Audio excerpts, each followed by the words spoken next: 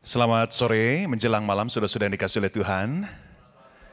Coba boleh lambaikan tangan dulu ya, tanda kita siap dan senang pada hari ini untuk sebentar diberkati oleh firman Tuhan. Saudara-saudara, tadi saya ngobrol sama Pak Frankie ya, kami coba mengingat-ingat kapan terakhir saya kesini begitu ya. Dan ternyata ingatan kami berdua tidak terlalu tepat begitu. Jadi tadi saya sempat cek di kalender, ternyata saya kesini terakhir itu tanggal 6-7 Agustus tahun 2022. Ya, 6-7 Agustus tahun 2022. Ya waktu itu kita masih pakai masker ya, masih pakai masker dan ya bersyukur kalau hari ini kembali diberi kesempatan dan kehormatan untuk bisa melayani lagi jemaat Tuhan di tempat ini. Nah, saudara-saudara dikasih oleh Tuhan, sepanjang 2 hari pelayanan saya di sini ya, hari ini malam ini di dalam format seminar, dan besok saya akan melayani juga di dalam khotbah. Maka saya diberikan topik yang penting sekali, topik yang sama ya untuk malam dan besok, yaitu adalah tentang pelayanan ya, tentang pelayanan atau ministry. Nah, saya yakin bahwa topik ini adalah topik yang harus terus-menerus kita mengerti ya, harus terus-menerus kita segarkan di dalam pikiran dan pemahaman kita. Khususnya kalau kita memang sudah jadi pelayan Tuhan yang cukup lama. Seringkali kita sudah terlibat di dalam rutinitas, kita terlibat di dalam aktivitas begitu ya. Sehingga lambat laun tanpa kita sadari kita lupa sebetulnya apa tujuan, makna, esensi ya dari yang namanya pelayanan. Akhirnya kita terjebak di dalam yang disebut dengan aktivisme. Ya, aktivisme itu artinya kita melakukan aktivitas for the sake of activity itself. Ya, kita melakukan aktivitas ya semata-mata ya supaya terlihat aktif, supaya terlihat melayani, supaya terlihat tidak diam begitu ya, supaya terlihat rohani gitu ya. Tetapi kita lupa sebetulnya pelayanan itu jauh lebih dalam ya, arti, makna dan tujuannya. Ya, itu sebabnya saya bersyukur selama 2 hari saya dipercayakan untuk sedikit banyak menyampaikan kembali tentang pelayanan bagi kita sekalian. Nah, saudara-saudara dikasih oleh Tuhan, memang tema yang diberikan kepada saya adalah zeal for ministry ya, tetapi saya kurang teliti membaca. Jadi di dalam slide ini saya membuatnya zeal in ministry. Sebenarnya tidak ada masalah karena hakikatnya sama persis ya. Semangat untuk melayani atau semangat di dalam pelayanan ya, itu sama saja sebetulnya ya. Kita bicara tentang bagaimana pelayanan kita boleh sungguh-sungguh buat Tuhan begitu. Nah, saudara-saudara dikasih oleh Tuhan, saya coba memikirkan seminar pada malam hari ini ya, dan saya juga sempat ngobrol dengan Lause Romeo begitu. Maka saya coba akan menyampaikan materi pada malam hari ini dalam 2 bagian ya, dalam 2 bagian. Bagian yang pertama itu ditujukan kepada semua orang Kristen ya, termasuk bagi mereka yang mungkin belum terlibat di dalam pelayanan formal di gereja ya. Jadi bagian pertama ini buat semua orang percaya ya. Nah, nanti pada bagian yang kedua baru saya akan lebih mengerucut, ditujukan bagi mereka yang sudah masuk di dalam pelayanan ya. Jadi saya berharap melalui seminar pada sore malam hari ini sungguh 2 macam orang itu bisa mendapatkan penyegaran begitu ya, bisa mendapatkan insight ya tentang pelayanan. Nah, saudara-saudara dikasih oleh Tuhan, karena tadi sudah dibuka dengan doa, jadi saya tidak usah doa lagi gitu ya.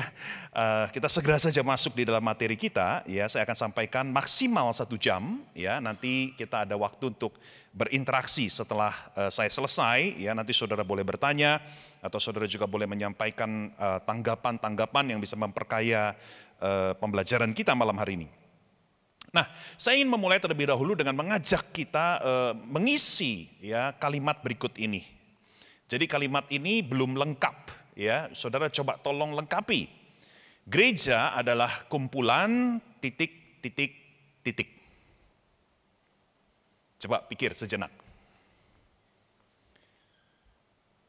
Kira-kira saudara akan mengisinya apa itu? Mengisi dengan apa itu? Gereja adalah kumpulan anak Tuhan. Ya, bagus. Apalagi? Anak setan? Enggak ya. Anak Tuhan, oke, good. Apa lagi? Orang sakit. Wah, ini saya suka sekali jawaban ini, ya. Tentu sakit di sini bukan dalam arti sakit secara jasmani begitu ya Pak ya, tapi sakit secara metafora begitu ya, bahwa kita bukan orang sempurna, betul ya.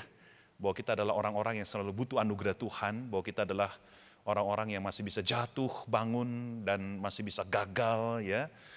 Bagus sekali ya. Oke, ada lagi?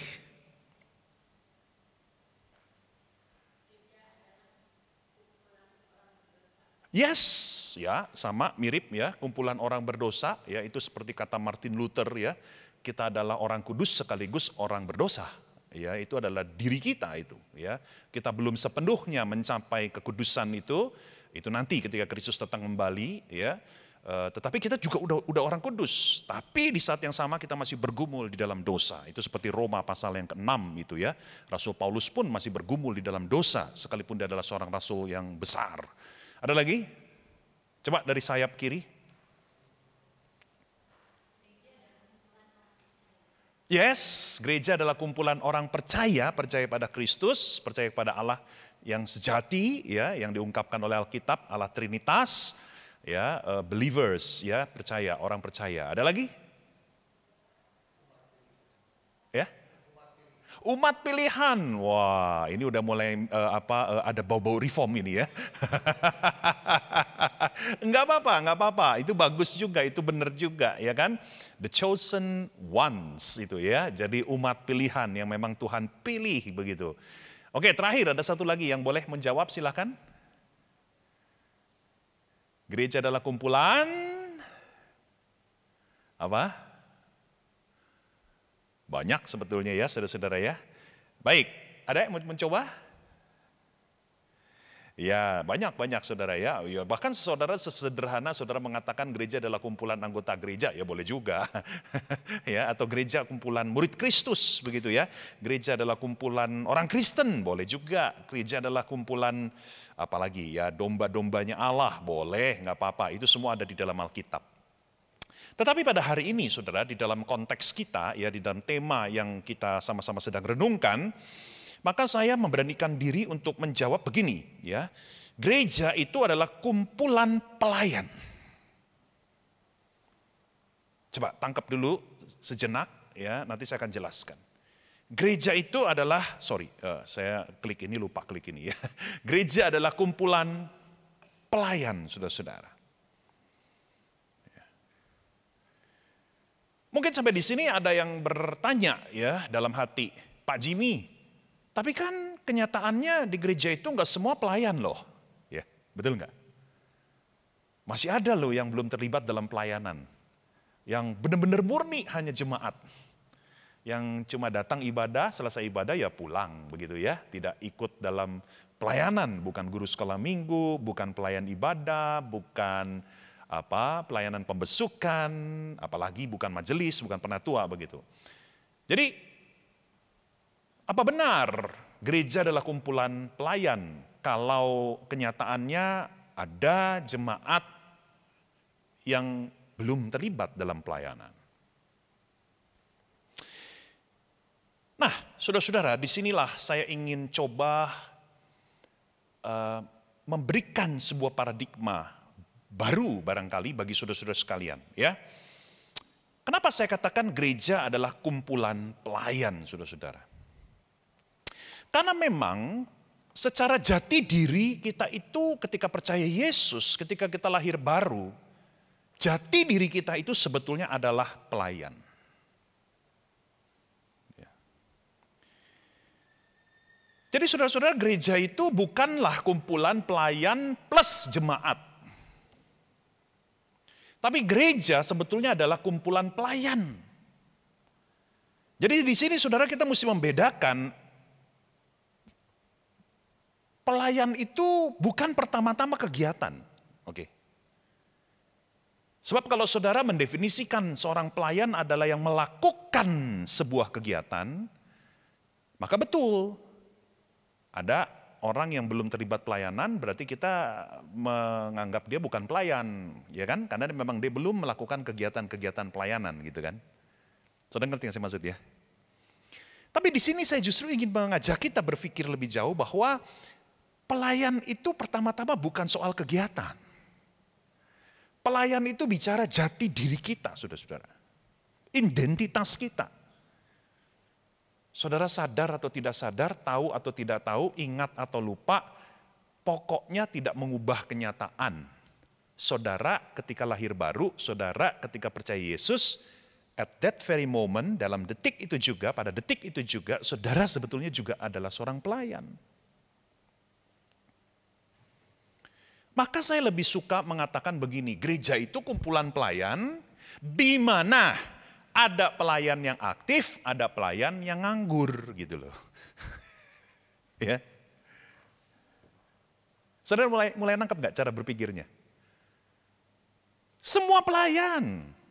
Semua orang percaya itu pelayan Tuhan, itu jati diri kita. Tapi bedanya ada yang menjalani jati dirinya dengan baik, yaitu dia terlibat dalam pelayanan, ya namanya juga pelayan, pelayannya harus melayani dong. Tapi ada pelayan yang tidak menyadari jati dirinya dan malah memilih untuk pasif, malah memilih untuk dilayani, malah memilih untuk nganggur.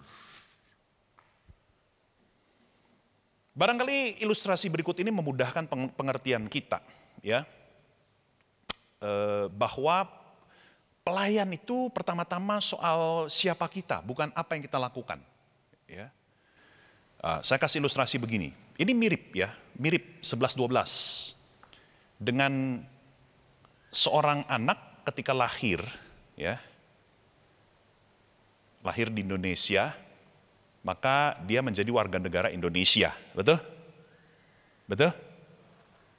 Bayi, saudara bayangkan bayi yang masih merah ketika lahir, lalu saudara sebagai orang tua yang baik, saudara segera mengurus surat-surat dokumen, maka bayi saudara itu otomatis menjadi warga negara Indonesia, WNI, betul? Ketika sudah terbit akta lahir, maka dia jadi warga negara Indonesia, setuju? Itu jati diri dia. Itu identitas dia. Itu adalah siapa dia. Jadi bayi saudara itu adalah warga negara Indonesia, WNI. Sebelum dia melakukan segala hal yang menjadi kewajiban dia sebagai WNI, dia sudah terlebih dahulu WNI. Saudara mengerti yang saya maksud? Bayi kan belum bisa bayar pajak, betul nggak? Iya kan? Bayi belum bisa ikut pemilihan umum, betul nggak? Dia belum bisa ngapa-ngapain. Tapi dia adalah WNI. Ya, jadi status dia itu sudah ada terlebih dahulu sebelum dia melakukan segala sesuatu yang terkait dengan status itu. Begitu juga dengan pelayanan atau pelayan. Ketika saudara lahir baru, saat itu juga saudara adalah pelayan di hadapan Tuhan. Saudara adalah hamba Kristus. Sebelum saudara melakukan hal-hal yang terkait dengan pelayanan. Jadi kegiatan saudara itu tidak mendefinisikan diri saudara, tapi sebaliknya. Jati diri saudaralah yang justru menjadi landasan dari semua pelayanan saudara. Pelayanan saudara hanya sebuah ekspresi dari siapa saudara. Karena saudara pelayan, maka saudara harus melayani. Jangan dibalik. Saudara melayani, maka saudara jadi pelayan. Salah. Salah. Itu paradigma yang saudara harus buang. Bukan karena saudara melayani, saudara jadi pelayan. Salah. Tapi saudara adalah pelayan di mata Tuhan sebelum saudara melakukan kegiatan-kegiatan pelayanan. Ya. Nah, saudara-saudara, ada satu ayat yang saya mau ajak saudara lihat.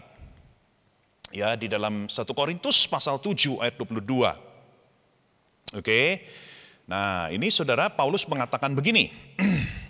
Jika kamu menjadi budak ketika Tuhan memanggilmu, ya, kamu sekarang adalah orang merdeka dalam Tuhan. Begitu juga jika kamu orang merdeka ketika Tuhan memanggilmu, kamu sekarang adalah hamba Kristus. Ayat ini menarik sekali, ya. Jadi di dalam ayat ini Paulus memberikan dua macam kasus. Ya, kasus yang pertama adalah begini, ketika seseorang budak, ya zaman Paulus itu masih ada namanya budak, ya. Jadi budak itu adalah apa ya? Ya budak lah, saudara ngerti lah yang saya maksud gitu ya. Jadi pada zaman Paulus itu kan ada yang namanya budak ya. Nah, ketika seorang budak percaya kepada Yesus, lahir baru, itu yang dimaksud Paulus dengan Tuhan memanggilmu, ya. Maka Paulus bilang apa? Walaupun kamu secara status sosial kamu adalah seorang budak, tapi karena kamu lahir baru, kamu percaya Yesus, kamu adalah orang merdeka di dalam Kristus. Itu kata Paulus. Ini kasus yang pertama ya. Pada kasus yang kedua, Paulus berkata begini, sebaliknya, jika kamu orang merdeka, merdeka itu artinya dia bukan budak. Ya.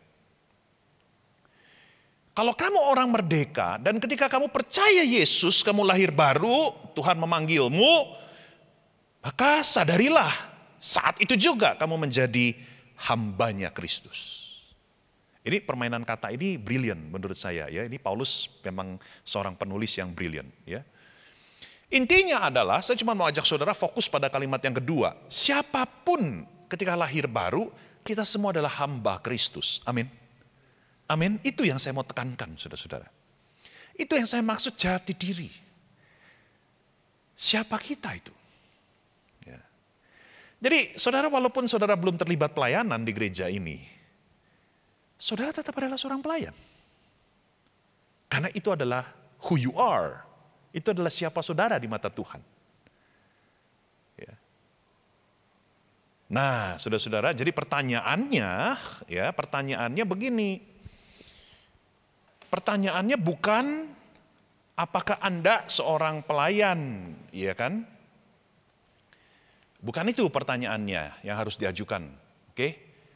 Karena kita sekarang sudah paham, bukan? Kita semua pelayan.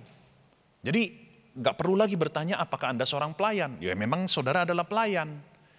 Pertanyaannya mestinya berbunyi begini. Apakah Anda sudah hidup sesuai dengan jati diri Anda, yaitu sebagai pelayan yang melayani. Amin. Amin. Apakah saudara sudah hidup konsisten nggak, selaras nggak dengan jati diri saudara itu? Namanya pelayan ya harus melayani, betul nggak? Halo, betul nggak?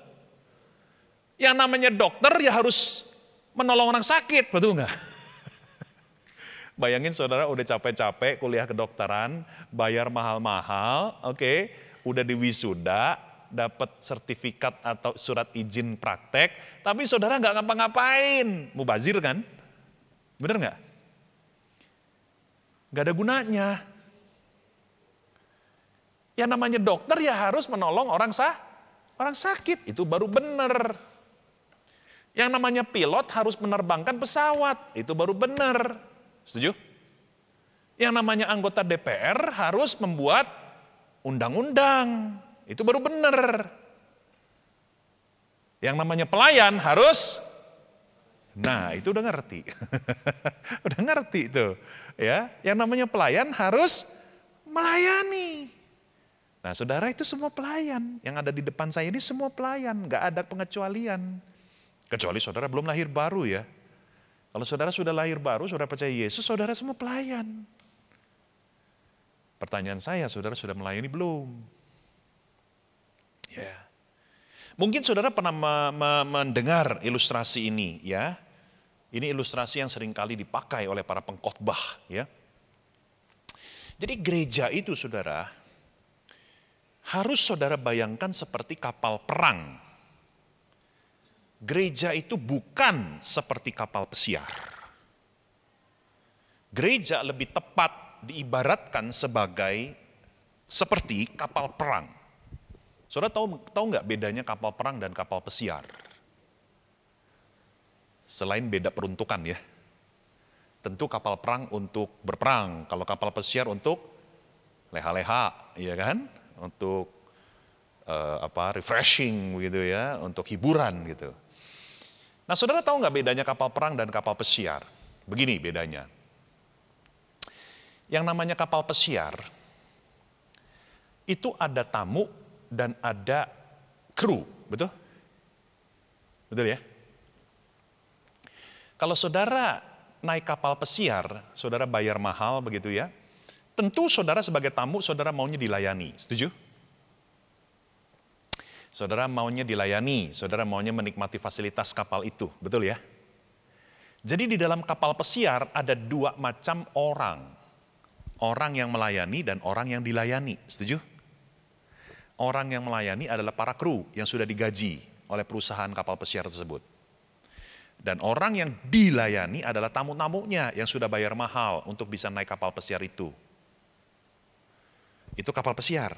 Ada dua macam orang, melayani dan dilayani. Setuju? Kalau kapal perang, semua orang di dalam kapal perang itu harus bekerja. Gak boleh ada yang nganggur. Iya kan? Ya walaupun kita gak pernah naik kapal perang, tapi kita bisa membayangkan, ya kan? Mana ada orang naik kapal perang nganggur, ya kan? Wah, kalau ketahuan sama komandannya bisa diturunin, betul gak ya? Ngapain lu naik kapal gua kalau cuma tidur-tiduran, begitu kan? Semua orang yang ada di kapal perang harus punya tugas, harus punya peran, harus bekerja. Entah dia cuci WC, entah dia ngapain, pokoknya harus bekerja. Nggak boleh ada yang leha-leha doang kalau di kapal perang tuh. Maka gereja itu seperti kapal perang, bukan kapal pesiar. Seharusnya. Seharusnya, idealnya gereja itu adalah tempat di mana semua orang itu saling melayani. Amin. Amin. Semua orang itu mengambil tugasnya masing-masing. Kalau gereja ada orang yang cuma dilayani, ada orang yang melayani, maka gereja ini gereja kapal pesiar dan itu kurang pas sebetulnya. Gereja yang dikehendaki Tuhan itu adalah gereja yang semua orang harusnya melayani. Semua orang sudah diberikan karunia. Tinggal saudara temukan sehingga saudara sadari karuniamu apa. Gak ada orang yang tidak melayani. Seharusnya semua orang harus melayani. Tua, muda, berpendidikan tinggi, berpendidikan rendah, kaya, miskin, pria, wanita. Gak peduli. Saudara, kalau engkau anak Tuhan, engkau ada di gereja ini, kau harusnya melayani. Itu yang seharusnya kita lakukan. Ya. Nah, saudara-saudara, coba kita baca Yohanes pasal 13 ayat 1 sampai 5 ya. Yohanes 13 ayat 1 sampai 5. Ini adalah cerita tentang perjamuan terakhir ya, perjamuan terakhir. Jadi ini berlangsung di dalam hari-hari terakhir sebelum Yesus ditangkap dan mati disalibkan. Ya, ini perjamuan terakhir dan salah satu peristiwa adegan yang terjadi di dalam perjamuan terakhir ini adalah Yesus mencuci kaki para murid, ya, mencuci kaki para murid. Nah, ini adalah sesuatu yang sangat-sangat mengejutkan para murid, ya. Kenapa? Karena pada zaman itu, ya, mencuci kaki itu adalah tugas seorang budak. Ya, ini adalah tugas yang sangat rendah sekali.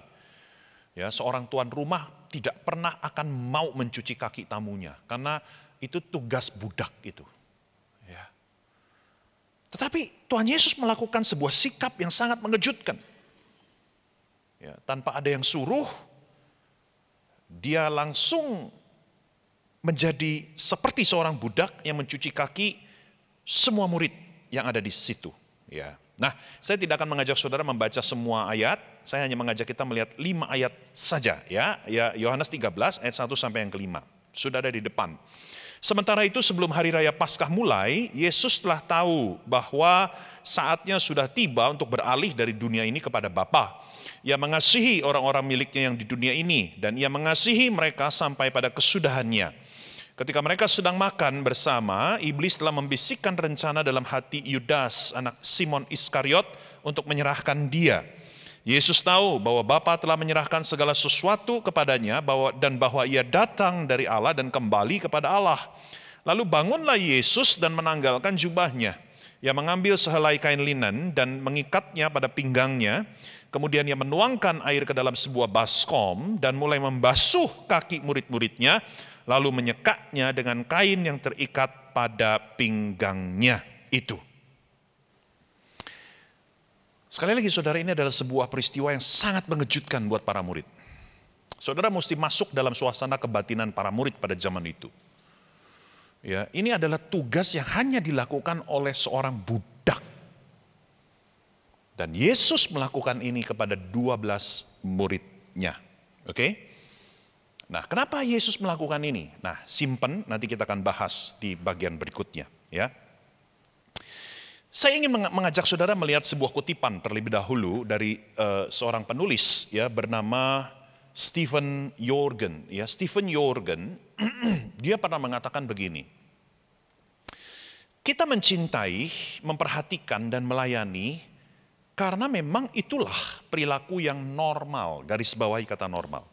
Itulah perilaku yang normal bagi orang-orang yang dipenuhi oleh Roh Allah. Kita adalah pengikut Kristus. Kristus adalah sang pelayan yang terbesar, seperti yang sudah kita juga baca ceritanya itu ya. Yesus merendahkan diri, dia menjadi hamba, dia melayani para murid. Kita tidak mungkin tidak melayani karena roh sang pelayan sudah mengisi hati kita. Ketika kita melayani, kita hanya menjadi diri kita sendiri yang sebenarnya. Ya. Saudara, saya suka sekali dengan kata normal di sini. Karena ini betul-betul mengubah paradigma kita, bukan? Orang Kristen yang normal itu adalah orang Kristen yang melayani. Karena kita ini adalah pengikut Kristus, amin. Dan Kristus itu adalah hamba, sang hamba. Dia adalah sang pelayan, the servant. Kalau saudara bangga mengatakan saudara adalah pengikut Kristus, pertanyaannya saudara melayani enggak seperti Kristus? Yang normal itu melayani, itu baru normal, saudara. Jadi saudara, begini pertanyaannya ya, coba kita lihat nih. Apakah kita adalah orang Kristen yang normal ya, dengan definisi yaitu melayani sesama, khususnya di gereja? Atau sebetulnya kita tidak menyadari dan bahkan sudah menjadi begitu nyaman, selama ini kita tuh jadi orang Kristen yang gak normal. Orang Kristen yang gak normal itu adalah orang Kristen yang apa? Kalau berdasarkan penjelasan saya dari tadi, yang tidak melayani. Ya. Yang tidak melayani itu adalah orang Kristen yang tidak normal. Mungkin saudara merasa nyaman, enak, gak melayani. Memang sih, kalau kita mau jujur-jujuran ya malam ini ya, melayani itu gak enak, betul gak sih? Ya, jujurlah, ayo jujurlah kita secara manusia. Melayani itu ada gak enaknya. Omong kosong kalau saudara bilang melayani itu selalu enak. Enggak. Mari kita jujur secara manusia. Melayani itu pengorbanan loh, betul nggak? Loh, kalau saudara jadi jemaat kan enak. Datang ibadah, nggak mesti nggak mesti datang lebih awal, betul nggak? Ya kan? Kalau pelayan kan nggak, apalagi kalau saudara dapat jadwal melayani, ya kan? Saudara mesti datang sejam sebelumnya. Kemudian setelah selesai khotbah, selesai ibadah, kalau saudara jemaat aja nih ya, saudara bisa langsung pulang kan, langsung bisa makan deh tuh di bakmi apa yang di sini ada tuh, ya, langsung makan, ya kan, enak gitu kan. Kalau saudara pelayan enggak, saudara mesti ikut rapat dulu siang hari, betul enggak? Udah capek-capek pelayanan, kadang masih ada orang yang ngomongnya kagak enak, nyelekit, betul enggak? Udah susah-susah pelayanan, masih ada aja orang yang kasih kritik yang gak masuk akal. Iya kan? Ayo jujur, pelayanan tuh gak enak. Lebih enak jadi jemaat biasa. Ya kan? Saudara gak perlu berkorban uang, gak perlu berkorban pikiran, gak perlu berkorban perasaan, gak perlu berkorban waktu, gak perlu berkorban tenaga, ya kan? Tapi, justru ketika saudara tidak melayani, saudara adalah orang Kristen yang gak normal. Jadi berbahagialah kalau saudara sudah melayani sekarang, karena saudara sedang menjadi orang Kristen yang normal. Amin. Coba lihat kiri, lihat kanan, ini saudara kita sebelah kiri, sebelah kanan orang Kristen normal atau gak normal? Coba lihat saudara. Ya, oke. Ya. Mungkin saudara bertanya atau protes, Pak Jimmy, kan saya melayani di luar gereja, gitu kan? Kan ada yang begitu ya alasannya ya. Emang perlu, emang harus pelayanan di gereja? Saya sudah melayani lu di luar gereja, saya melayani di dunia kerja, marketplace, ya kan? Kan firman Tuhan berkata, jadilah garam dan terang dunia, bukan garam dan terang gereja, gitu kan. Iya kan? Saya sudah menjalani loh Pak Jimmy perintah Tuhan Yesus, saya sudah jadi atasan yang baik di perusahaan saya sudah menjadi pedagang yang baik di mata customer saya, bla bla bla bla, begitu ya. Oke, good, saya acungkan jempol, betul, itu bagus. Memang saudara juga harus melayani di luar gereja, tetapi saudara jangan pernah lupa, Tuhan juga menghendaki saudara di dalam gereja melayani juga. Besok ya, saya bahas dalam khotbah ya. Kenapa kita perlu melayani di dalam gereja? Mengapa Tuhan mau kita juga melayani dalam gereja? Justru pertama-tama saudara harus melayani gereja. Jangan luar gereja dulu. Nanti besok saya akan bahas itu saudara ya dari surat Efesus. Nah, sekarang saya masuk di dalam bagian yang kedua. Ya, kalau tadi saya bicara untuk semua orang Kristen, sekarang saya mulai masuk dalam bagian kedua kepada saudara-saudara yang sudah melayani. Ya. Nah, kita bukan hanya dipanggil Tuhan untuk melayani. Tetapi pelayanan kita juga harus menyenangkan Tuhan. Amin. Saya rasa saya nggak perlu jelaskan panjang lebar, saudara setuju ya dengan kalimat ini ya. Kan sesuai dengan lagu tadi, menyenangkanmu, ya kan? Kan nggak cuma melayanimu gitu kan. Tapi kan kita maunya menyenangkanmu, senangkanmu ya. Kita mau pelayanan kita itu menyenangkan Tuhan. Ya. Nah, itu sebabnya pertanyaan berikutnya yang sekarang kita mau pikirkan adalah how? Bagaimana? Bagaimana caranya pelayanan kita menyenangkan Tuhan? Ini pertanyaan penting.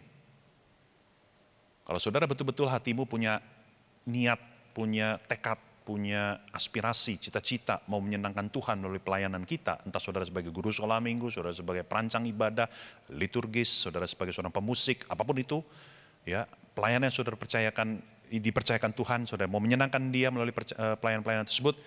Pertanyaannya adalah bagaimana? How? Maka sebetulnya jawabannya nggak terlalu sulit sebetulnya. Gimana caranya pelayanan kita menyenangkan Tuhan? Jawabannya adalah kita harus meneladani Kristus. Amin. Karena Kristuslah sang pelayan yang terbesar. Dia sudah memberikan teladan terlebih dahulu buat kita untuk kita ikutin gitu loh. Jadi gak usah jauh-jauh mikirnya. Lihat aja sama Yesus. Ya. Sungguh-sungguh pahami, kenali, tahu. Yesus sebagai seorang pelayan itu gimana sih? Itu yang dikatakan di dalam Injil Yohanes pasal 13 ayat 15. Ya, tadi nggak ada ya waktu kita baca, ini ayat 15-nya. Sebab aku, Yesus, telah memberikan suatu teladan kepada kamu, supaya kamu juga perbuat sama seperti yang telah kuperbuat kepadamu. Dan kita tahu bahwa konteks dari Yohanes pasal 13 ini adalah keteladanan dalam hal pelayanan. Ya, seperti yang Yesus sudah tunjukkan secara konkret itu. Ya, dia melayani para murid dengan satu gestur yang mengejutkan, menyuci kaki mereka. Yesus adalah seorang pelayan dan kita sedang mengikuti keteladanan Yesus. Jadi kalau kita mau jadi pelayan yang menyenangkan Tuhan, do what Jesus did. Ya, lakukan apa yang Yesus lakukan itu. Ya. Nah, berdasarkan keteladanan Yesus, saya akan coba sampaikan empat sikap seorang pelayan seperti Kristus yang saudara harus miliki. Coba bilang kiri, bilang kanan yang harus kamu miliki. Coba bilang kiri kanan. Ya, yang harus kita miliki kalau kita mau pelayanan kita menyenangkan Tuhan. Ya, kita harus miliki 4 sikap ini. Ini 4 sikap yang Tuhan Yesus sudah berikan contohnya kepada kita terlebih dahulu. Ya, ada 4 sikap. Dan 4 sikap ini saya selalu mulai dengan kata tidak. Ya, saya sengaja pakai negatif, ya, tidak, supaya lebih powerful, supaya lebih nancep begitu ya. Oke, yang pertama saudara, sikap pelayan yang baik seperti Kristus adalah yang pertama, tidak merasa tinggi. Sama-sama yuk kita katakan, 3, 2, 1. Tidak merasa tinggi. Apa artinya? Artinya adalah kita merendahkan diri dan bersedia untuk tidak memperhitungkan reputasi diri kita dalam pelayanan. Itu yang dilakukan Yesus. Yesus itu siapa sih bagi para murid itu? Yesus itu adalah guru mereka, betul nggak? Yesus itu adalah rabi. Ya, rabi pada zaman itu saudara adalah sebuah posisi atau jabatan yang sangat terhormat. Zaman itu tuh. Ya. Bagi orang Yahudi itu rabi itu satu posisi yang mulia. Mungkin mirip-mirip kayak kita lah sekarang ya, kalau orang agama seberang itu kan kiai itu terhormat, betul nggak ya? Betul nggak? Ya, jangan coba-coba saudara menghina seorang kiai loh, nanti semua anak buahnya pada turun gitu, ya. Kiai itu terpandang gitu, ya, dihargai benar-benar itu, ya, kayak kita di sini kan gitu ya. Ya pada zaman itu juga sama, rabi itu sangat terhormat, ya. Tetapi saudara-saudara, Yesus melakukan sesuatu yang luar biasa. Walaupun dia adalah seorang rabi, dia tidak memperhitungkan dirinya sebagai rabi mereka, tapi Yesus merendahkan diri dan dia mencuci kaki para murid. Dan bukankah Yesus tidak hanya sekedar rabi, dia juga adalah Tuhan. Amin. Itu yang dikatakan Filipi pasal 2. Dia adalah Tuhan. Tetapi dia tidak mempertimbangkan, ya, dalam bahasa Alkitab dia mengosongkan dirinya. Ya, dia tidak mempertimbangkan reputasi dia sebagai Tuhan itu. Dia merendahkan diri menjadi manusia seperti kita. Dia tidak meninggalkan keilahiannya, dia tetap Tuhan 100%, dia tetap manusia 100%, tetapi dia tidak mempertimbangkan reputasi dirinya sebagai Tuhan itu. Dia merendahkan diri, dia membiarkan diri menjadi manusia yang dicemooh, yang disalahpahami, yang bisa dijelek-jelekan, ya, bisa dibunuh bahkan. Ini yang pertama, saudara. Jangan pernah merasa tinggi. Ya, saudara mungkin adalah seorang atasan di perusahaan. Saudara sudah level manager. Saudara sudah jabatan saudara sudah tinggi gitu ya di luar sana. Tapi ketika saudara datang ke gereja, saudara melayani. Belajar untuk tidak merasa tinggi. Ya.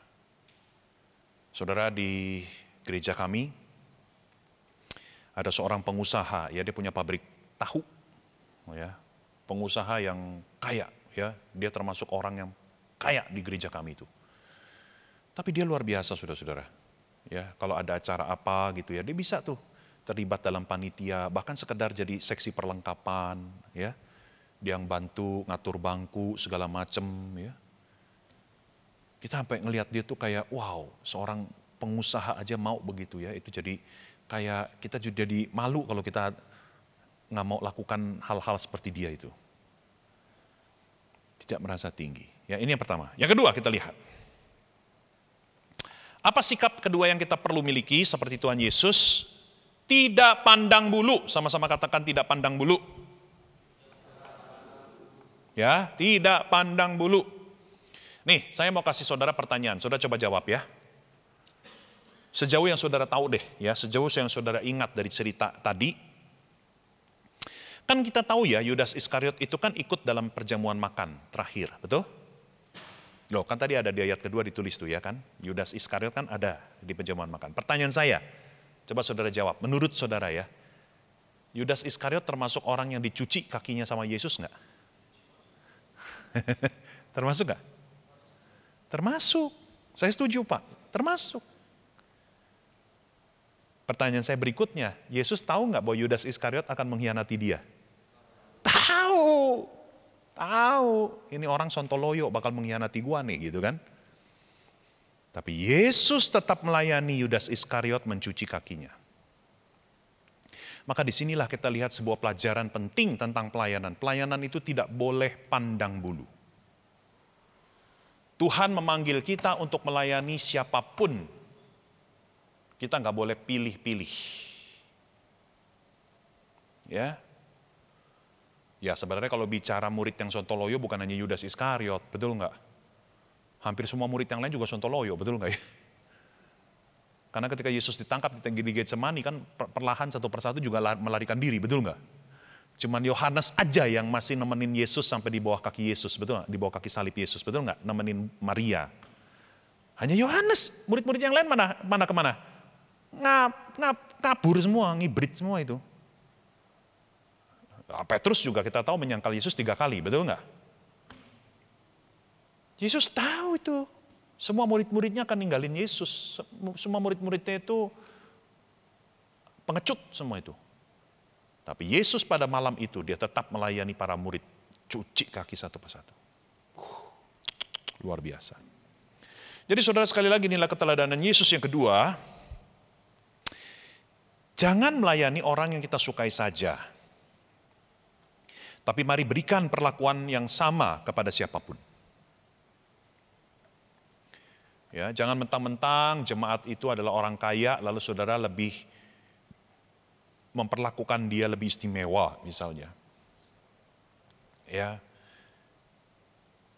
jangan mentang-mentang jemaat itu adalah jemaat yang sudah lebih lama gitu ya. Maka saudara lebih perlakukan lebih beda misalnya begitu. Nah saudara hati-hati, jangan sampai kita membeda-bedakan orang. Pelayanan lakukan sebaik-baiknya kepada semua orang. Amin. Amin. Termasuk sama orang yang mungkin melukai saudara. Di gereja ini ada nggak orang yang saudara sebel? Jangan sebut namanya. Dan juga jangan nengok, ya kan? Ntar ketahuan ya. Mungkin ada di gereja ini yang saudara nggak suka ya. Karena memang pernah gosipin saudara, pernah fitnah saudara di belakang saudara, pernah melakukan hal yang sangat membuat saudara terluka. Tapi di sini hari ini kita belajar. Yesus aja mau merendahkan diri, Yesus aja mau melayani siapa yang melukai dia. Kita pun harus belajar untuk itu. Gak gampang saudara. Tapi percayalah kalau kita mau meneladani Yesus, Tuhan akan memampukan kita dengan caranya yang ajaib. Amin. Yang ketiga saudara-saudara, pelayanan seperti Kristus, sikap seperti Kristus itu adalah tidak setengah-setengah. Sama-sama bilang tidak setengah-setengah. Artinya kita tuh layani itu harus tuntas. Ya kalau kata pepatah ada kepala ada buntut gitu loh. Kalau kita pelayanan itu harus tuntas. Jangan jadi majelis di tengah-tengah ternyata berat mundur misalnya gitu ya. Di gereja ini nggak ada kan? Nggak ada yang begitu kan ya. Kalau pelayanan komit, tuntas sampai akhir. Kalau jadi panitia sampai akhir selesaiin. Jangan di tengah-tengah mundur gara-gara berat misalnya atau apa. Dan kita harus lakukan pelayanan dengan kualitas sebaik mungkin. Ya, itu namanya tidak setengah-setengah. Nah, kalau saudara lihat di dalam di dalam ayat yang kelima tadi ya ada 3 kata kerja itu ya, menuang air, membasuh dan menyeka itu ya, menuang air, membasuh, menyeka. Nah, kata menyeka ya, menyeka itu artinya melap ya.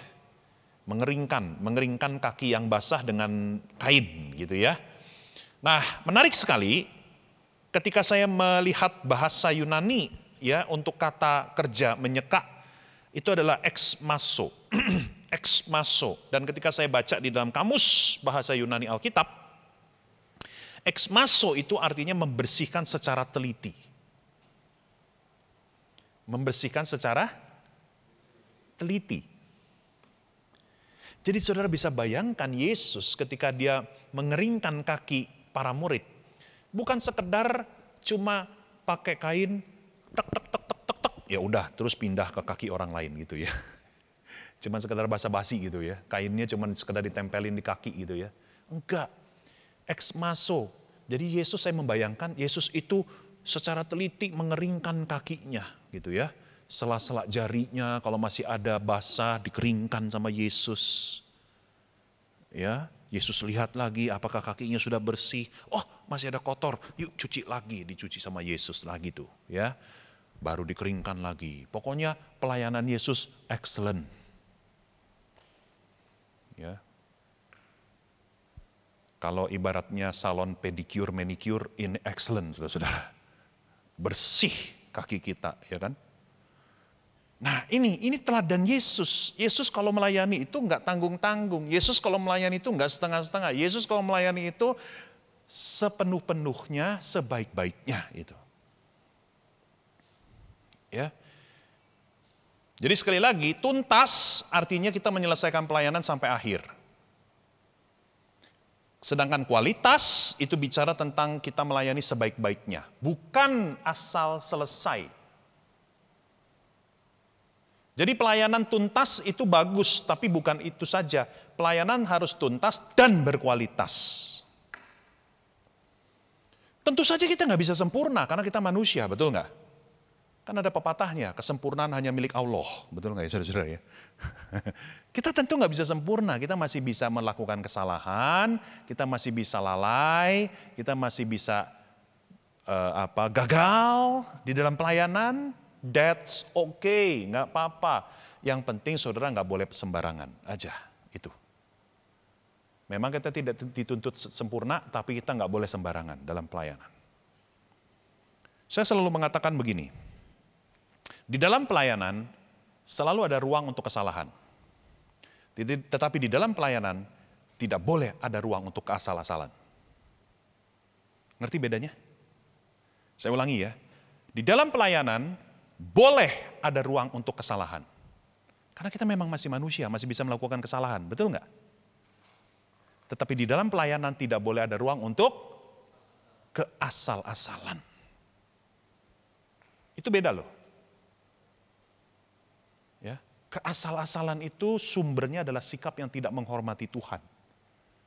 Sumbernya adalah sikap yang tidak menghargai pelayanan sebagai sebuah kehormatan dari Tuhan. Saudara anggap enteng pelayanan. Sehingga saudara tidak berlatih dengan baik, saudara tidak mempersiapkan pelayanan dengan maksimal, dan sebagainya. Itu nggak boleh. Itu namanya sikap asal-asalan, sikap sembarangan. Itu nggak boleh dalam pelayanan.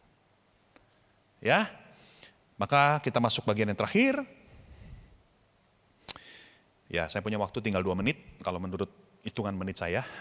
Ya. Maka yang terakhir saudara-saudara, atau coba kita ulangi dulu ya. Semoga tidak lupa. Yang pertama apa? Tidak merasa tinggi. Yang kedua tidak pandang bulu. Yang ketiga tidak setengah-setengah ya. Tidak merasa tinggi, tidak pandang bulu, tidak setengah-setengah. Tidak merasa tinggi, tidak pandang bulu, tidak setengah-setengah. Oke, coba hafalin. Ayo. Ya, yang keempat, yang terakhir, pelayanan seperti Yesus adalah pelayanan yang tidak punya pamrih.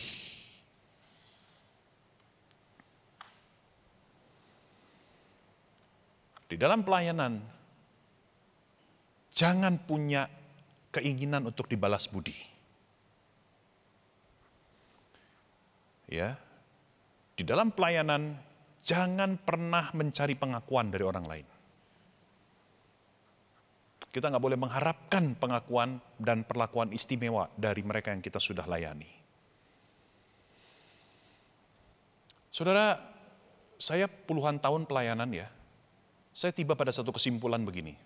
Bukan hanya ini refleksi dari diri saya sendiri, tapi setelah saya bicara dengan begitu banyak orang,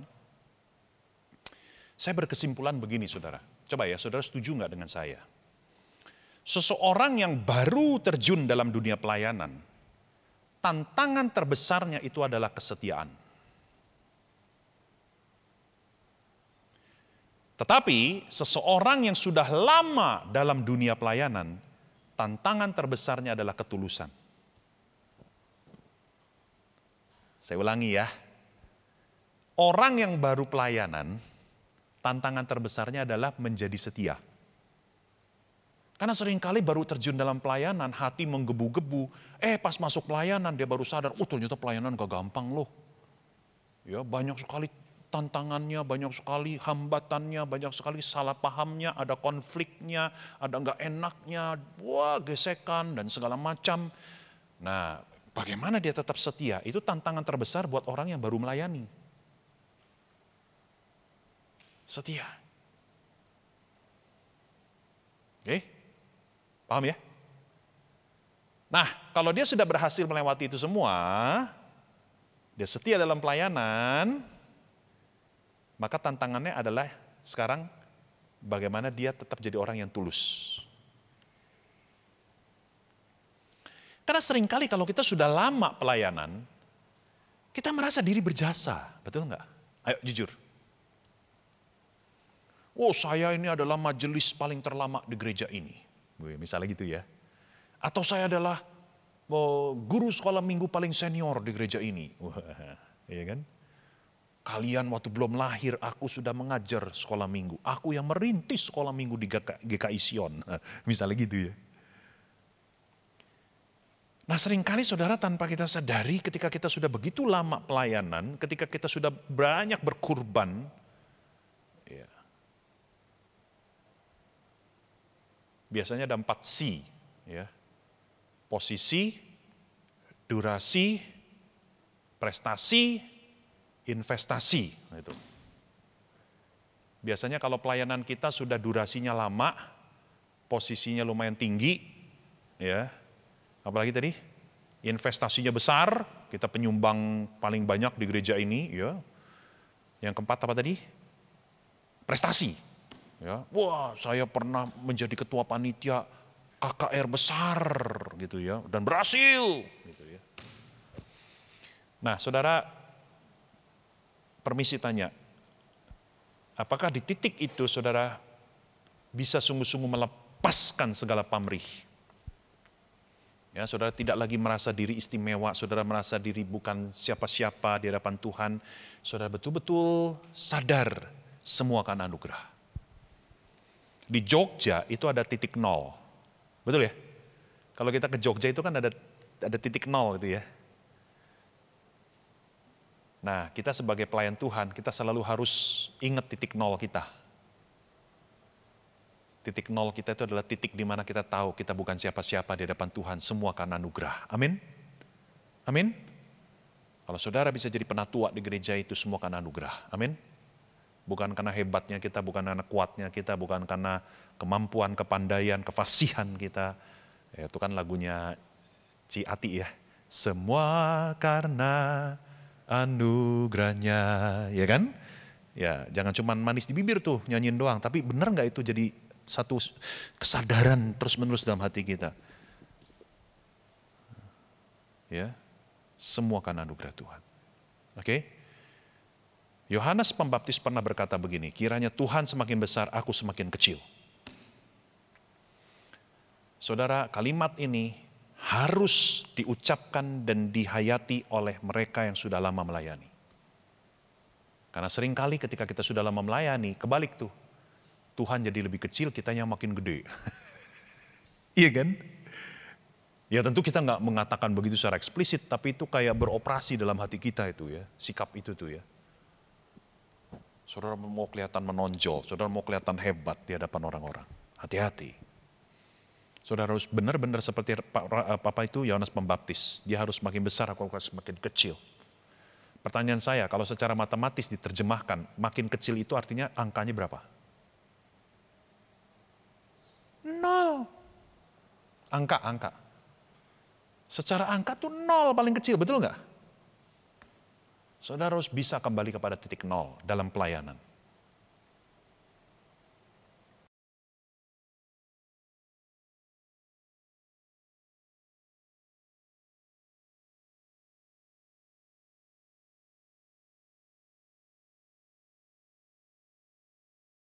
Ya, baik. Ya, terima kasih untuk Ibu Ciacia ya, Ibu. Betul ya, Ibu Ciacia ya. Pertanyaan yang bagus ya, dan saya menduga ini berangkat dari pengalaman begitu ya.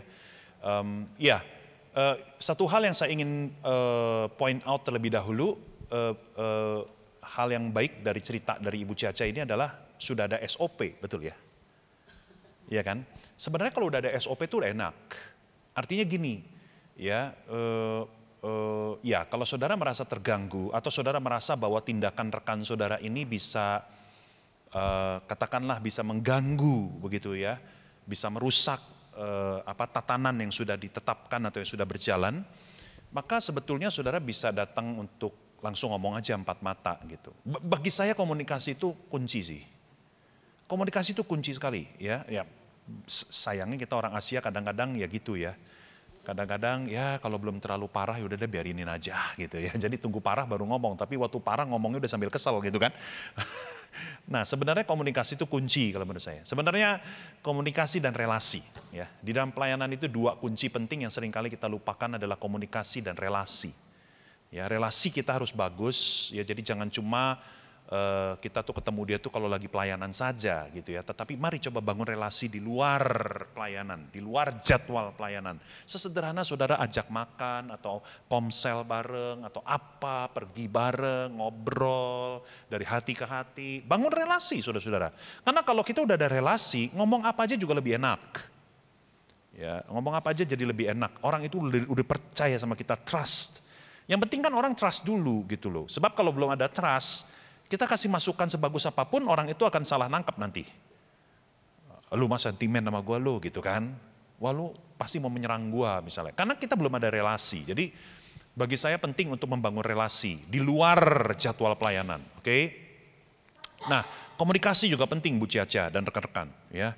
Jadi kalau memang ada terjadi seperti itu, saran saya adalah komunikasikan. Nah yang saya bilang tadi tuh, ini bagusnya karena udah ada SOP kan. Jadi kita pakai SOP itu sebagai dasar kita untuk ngomong ke dia. Supaya dia bisa nangkep bahwa oh iya saya melanggar SOP gitu ya. Jadi yang Ibu Ciaca ngomong ke dia itu bukan sekedar perasaan like or dislike.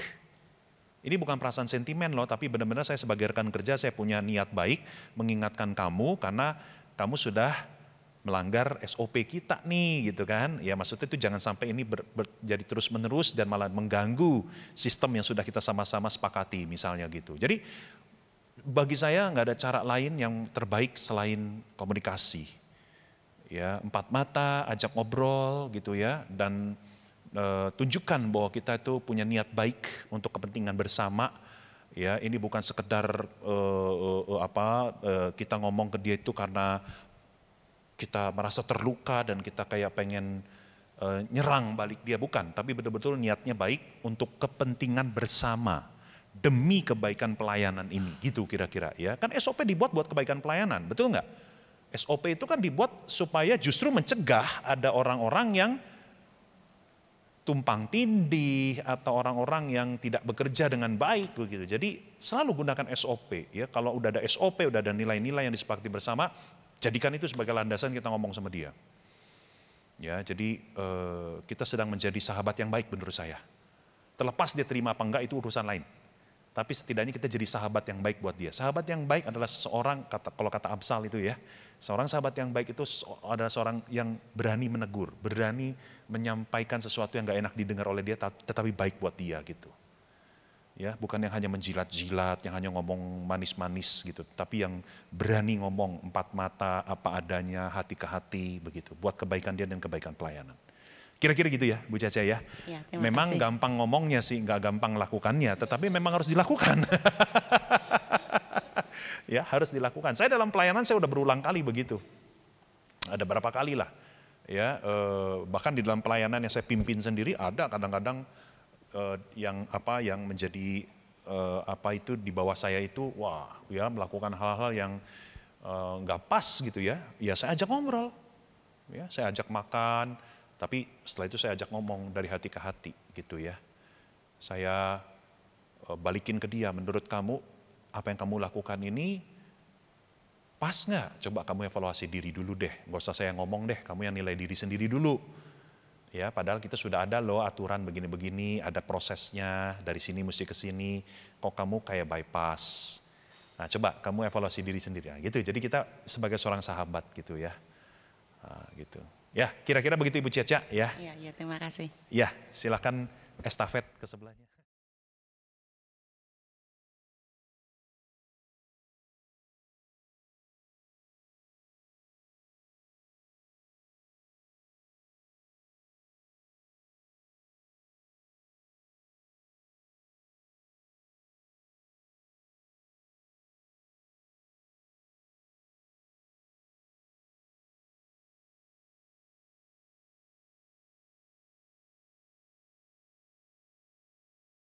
Terima Oke, kasih. pertama-tama saya ingin mengapresiasi. Pertama-tama saya ingin mengapresiasi Ibu Eni ya. Karena saya segera menyimpulkan Ibu Eni ini mencermati dan mengikuti secara baik ya penjelasan dan 4 poin tadi ya, sehingga Ibu Eni melakukan refleksi juga setiap poinnya dan saya sangat hargai itu. Saya mau mengatakan begini di awal. Sesungguhnya 4 sifat itu susah. 4 sifat itu kalau bukan Tuhan yang mampukan kita nggak akan bisa itu ya. Iya kan? 4-4-nya itu.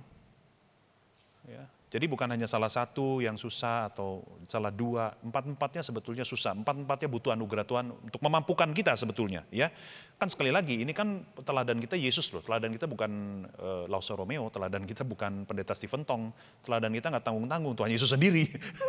Itu sebabnya pasti susah, masih susah ya. Tapi disitulah justru titik di mana kita harus bergantung dan mengandalkan ya anugerah dan kuasa dari Tuhan. Oke, nah. Saya coba responi beberapa hal yang tadi Ibu Eni sampaikan ya. Misalnya soal melayani tanpa pandang bulu. Nah bagaimana nih kalau misalnya orang yang saya layani ini memang orang yang pernah melukai saya sangat dalam gitu kan ya. Sangat susah Bu, sangat susah. Saya juga pernah alami itu, sangat sulit. Tapi sekali lagi kita mesti membedakan antara yang seharusnya dengan realitas gitu. Ya memang realitas itu banyak loh. Realitas itu banyak macam ya. Tetapi secara seharusnya gimana yang kita itu mesti pegang ya. Karena itu yang Tuhan kehendaki dalam hidup kita. Oke. Nah dan butuh proses. Saya setuju. Saya suka sekali dengan kata proses yang tadi Bu Eni angkat. Itu kata kuncinya Bu Eni. Proses. Butuh waktu. Oke. Tapi proses tidak akan pernah dimulai kalau Ibu Eni tidak pernah mau memulainya terlebih dahulu. Nanti maksud saya enggak? Ibu Eni tidak akan pernah bisa melayani orang yang melukai Ibu Eni kalau tidak pernah kita melangkah lebih dahulu. Gitu ya. Semua selalu harus dimulai dari satu langkah pertama itu ya. Jadi apakah langsung bisa instan tiba-tiba kita bisa jadi baik dengan dia? Enggak juga ya. Dan kita juga nggak mau munafik kan, ya kan? Gak apa-apa, proses, berjalan proses, jujur aja sama Tuhan itu. Ya, saya punya seorang teman yang pernah dihianati sama sama pacarnya. Ini satu gereja nih, sama-sama pelayanan di worship team lagi, sama-sama WL, sama-sama worship leader, pacaran udah cukup lama, setahun lebih, 2 tahun lah ya. Ternyata siapa si cowoknya ini mengkhianati si cewek. Jadi yang si pengkhianat nih si cowok nih, ternyata diam-diam punya relasi dengan wanita lain, ya relasi romantik dengan wanita lain. Akhirnya ketahuan, wah ini teman saya yang wanita ini sakit hatinya bukan main. Padahal worship team satu pelayanan worship team. Ya kalau yang satu guru sekolah minggu, satu worship team masih mending ya nggak ketemu kan. Tapi ini ketemu karena sama-sama worship team kan. Lalu apa yang terjadi? Ya, dia ngomong sama saya waktu itu. Waktu itu saya masih bantu jadi gembala ibadah. Dia bilang begini, "Kok Jimmy bisa nggak? Jangan pernah jadwalkan saya pelayanan bareng sama dia." Apa jawab saya? Saya bilang, "Oke. Saya kasih waktu dia sekitar setahun. Saya nggak jadwalin dia bareng sama si cowok itu. Karena saya tahu lukanya itu terlalu dalam. Dan saya tahu dia butuh proses. Saya juga nggak boleh paksakan dia. Tetapi setelah setahun lewat, saya ajak dia ngobrol, ketemu 4 mata, saya tanya lagi, gimana keadaan kamu? Wah masih sakit hati kok Jimmy. Saya kalau ngeliat mukanya kayak mau gampar aja tuh orang, katanya gitu ya. Enak saya kalau ngeliat cowok itu gitu ya. Oke, saya tahu memang ini butuh waktu yang cukup lama. Tetapi di dalam pelayanan kamu harus pelan-pelan belajar, saya bilang. Ya. Jadi intinya saya tantang dia pelan-pelan, saya tidak mau paksa, tapi saya coba tantang terus. Ya, sampai akhirnya saudara-saudara dia ya itu butuh waktu cukup lama, kalau boleh dibilang bisa 4 tahun 5 tahun gitu ya. Sampai akhirnya dia akhirnya belakangan dia bisa ya pelayanan bareng sama cowok ini. Walaupun masih canggung, masih kaku, masih enggak seperti dulu. Tentu saja kita enggak akan bisa berharap seperti dulu lah. Bener nggak ya? Orang kalau udah terluka dia nggak akan pernah bisa seperti dulu, betul nggak? Dan kita juga jangan expect terlalu tinggi gitu ya. Yang penting kita lihat kalau dia mau coba melangkah sedikit demi sedikit gitu ya, itu sudah bagus gitu. Ya. Jadi intinya adalah dari diri kita sendiri kita juga mesti belajar begitu, walaupun nggak gampang, walaupun langkahnya itu langkah yang cuman sedikit demi sedikit, tapi nggak apa-apa ya kita belajar. Kemudian Kita bicara tentang ekspektasi orang lain di dalam pelayanan. Tentu saja kita semua pasti setuju bahwa di dalam pelayanan kita tidak mungkin menyenangkan semua orang. Betul? Betul? Jangan pernah masuk dalam pelayanan dengan cita-cita mau menyenangkan semua orang. Itu salah. Karena sesungguhnya nggak akan pernah bisa kita menyenangkan semua orang. Setuju? Kita bagus aja masih ada yang kasih kritik loh. Betul nggak? Apalagi kalau udah soal selera. Kalau udah soal selera, udah lain cerita tuh, ya kan? Kita mau sebagus kayak Celine Dion, ada aja yang gak suka. Aduh, suaranya kok kencang banget gitu ya. Berisik dengerin suara dia, padahal udah kayak Celine Dion nyanyinya gitu kan. Tapi gak demen dia, karena udah urusannya selera. Ya, dia demennya suara yang lebih lembut-lembut, misalnya begitu. Ya. Nah itu sebabnya penting sekali tim itu ya. Tim kita itu harus menjadi tolak ukur pertama. Apakah kita memang sudah mencapai standar yang diinginkan dalam pelayanan tersebut. Misalnya kalau di dalam pelayanan guru sekolah minggu, maka tim guru sekolah minggu itulah yang menjadi patokan pertama. Ngerti nggak? Karena mereka lah yang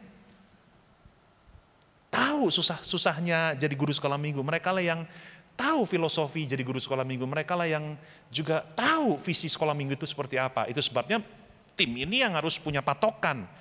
Keberhasilan seorang guru sekolah minggu ini kalau ini. Bukan omongan orang lain, ngerti maksud saya ya?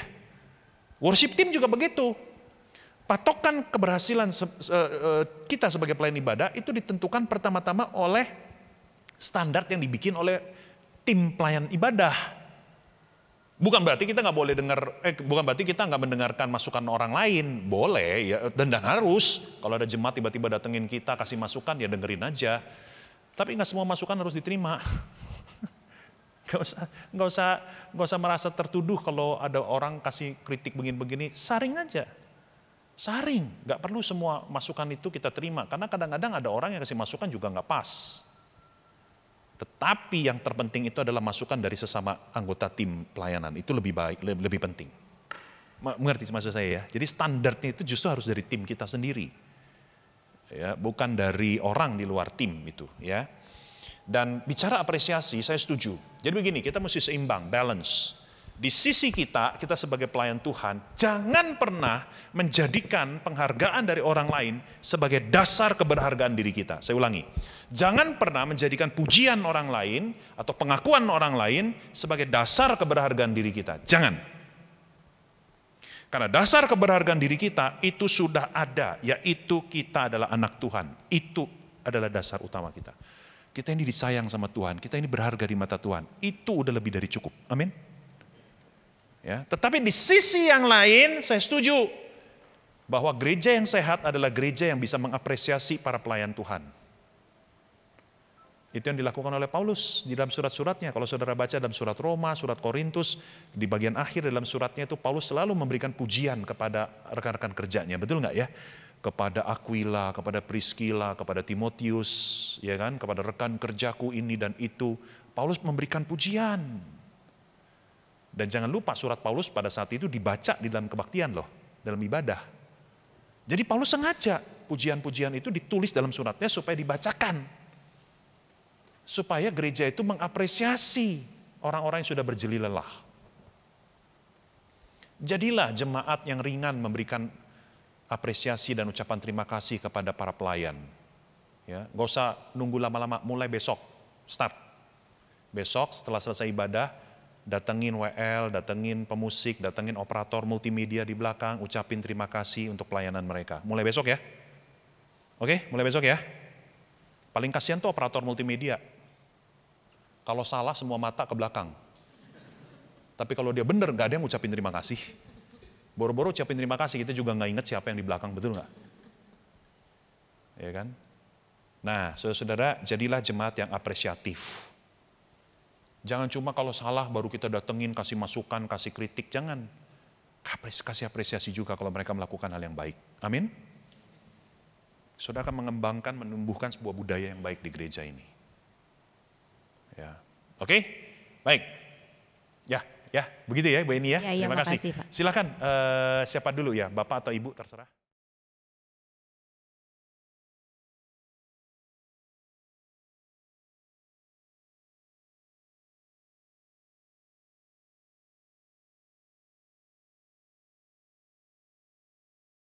Ya baik, terima kasih untuk Ibu Agnes.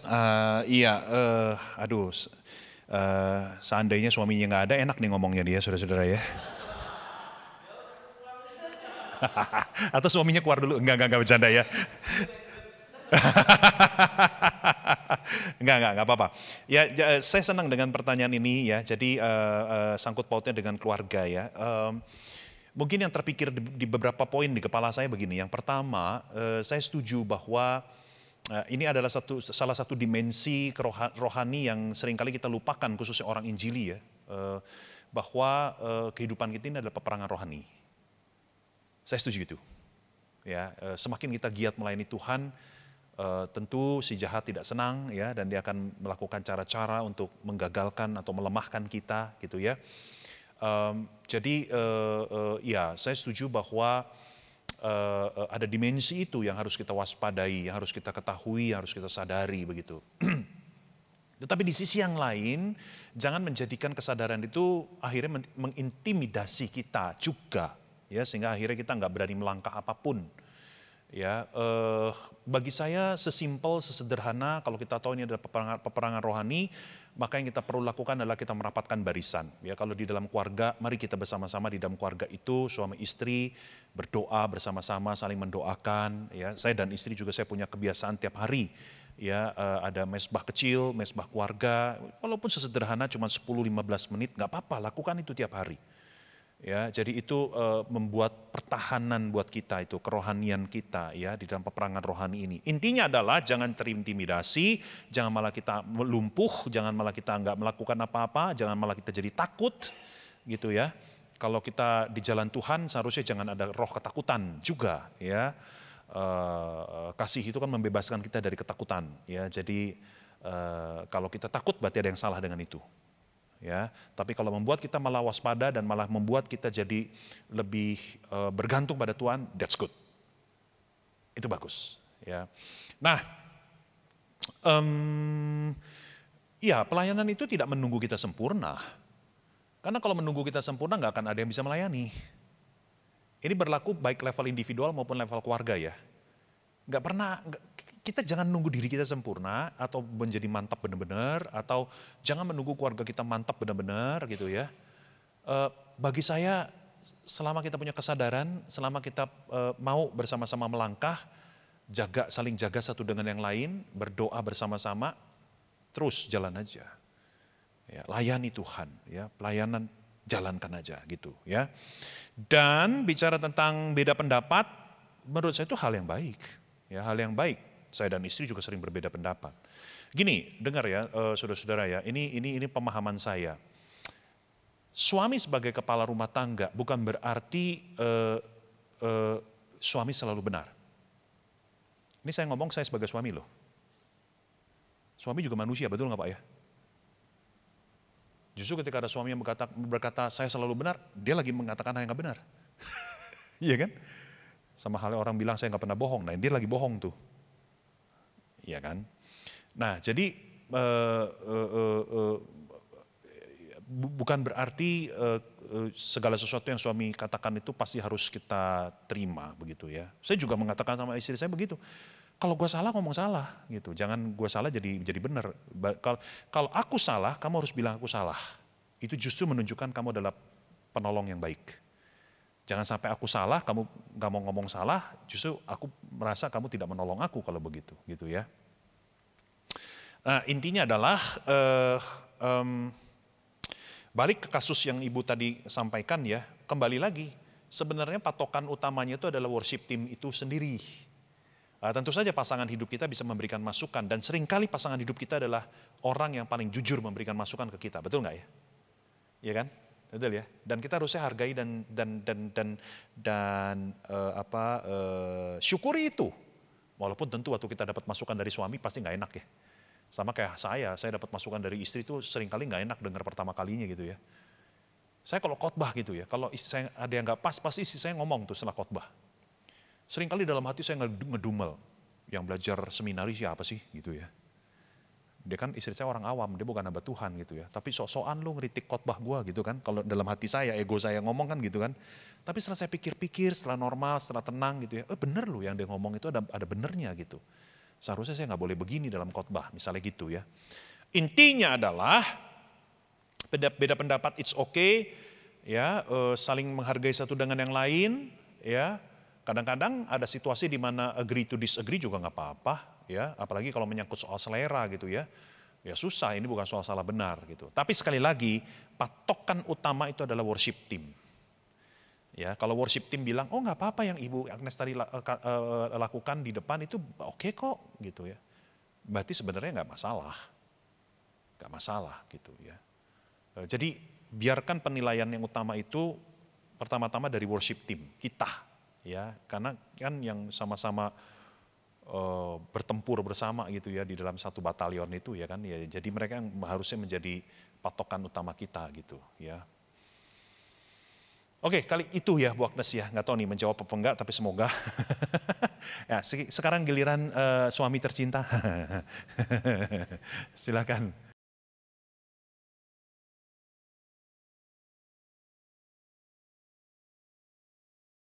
Baik, thank you untuk pertanyaan dan testimoninya ya. Oke, pertanyaan yang pertama dulu deh ya. Sebenarnya kita mengatakan bahwa kita ini anak Allah dan hamba Allah. Ya, jadi ini bukan pilihan ya, kita harus pilih salah satu, tapi dua-duanya. Sebenarnya banyak kok jati diri kita itu multi ya. Kita itu multi, jadi kita ini adalah anak Allah, kita ini adalah umat tebusan, kita ini adalah, macam lah saudara bisa tambahkan sendiri, termasuk kita adalah hamba Allah.